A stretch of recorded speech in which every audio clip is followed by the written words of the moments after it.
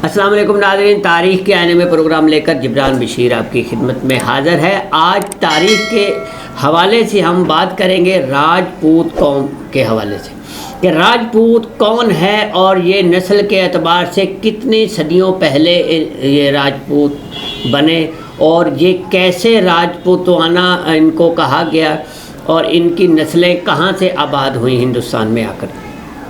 तो ये बहुत पुरानी बात है। राजपूतों का असल में लफ्ज़ी जो मतलब है वो है राजा का, लेकिन अमरकोट के राणा हमेर सिंह के मुताबिक राज का मतलब ज़मीन और पूत का मतलब है बेटा। कदीम संस्कृत वेदों में भी आर्य की खसूसियत बताते हुए इस लफ्ज़ को यूँ पेश किया गया है कि राजपुत्र कदीम आर्यन ज़बान आज भी शुमाली यूरोप के कुछ इलाकों में बोली जाती है, जिसमें राजा का मतलब सरहद पार या सरहदी ज़मीन और पुत का मतलब है बेटा यानी राजा का बेटा। राजपूत अपना सिलसिला नस्ब देवमालाई शख्सियात से जोड़ते हैं। यही वजह है कि इनकी इब्तदा और असलियत के बारे में बहुत से नज़रियात कायम किए गए। ऐश्वरी प्रसाद का कहना है कि वो वैदिक दौर के क्षत्रिय हैं।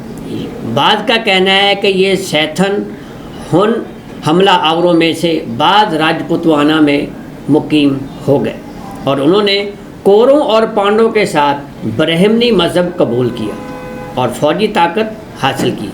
7वीं सदी ईस्वी में हेमिंग तुसांग ने राजपूत का लफ्ज़ इस्तेमाल नहीं किया।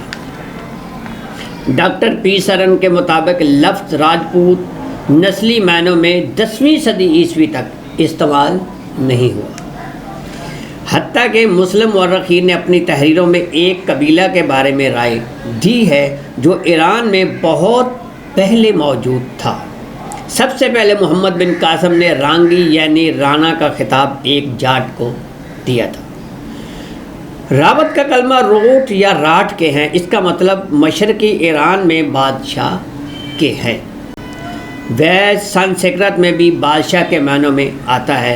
7वीं सदी ईस्वी में भी राजा ही का लफ्ज़ इस्तेमाल किया गया, यानी कि ज़्यादातर किताबों में यही मिलता है कि राजपूत का जो लफ्ज़ी मानी है वो राजा का है, यानी कि राजा के पूत या ज़मीन में से जो ज़मींदार है वो जो ज़मीन के पूत है, तो उनको भी उनसे जोड़ा गया है।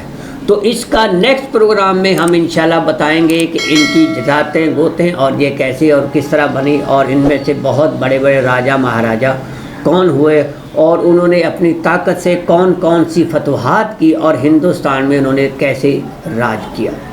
तो इसके साथ ही जिब्रान बशीर को इजाज़त दे। अल्लाह हाफ़िज़।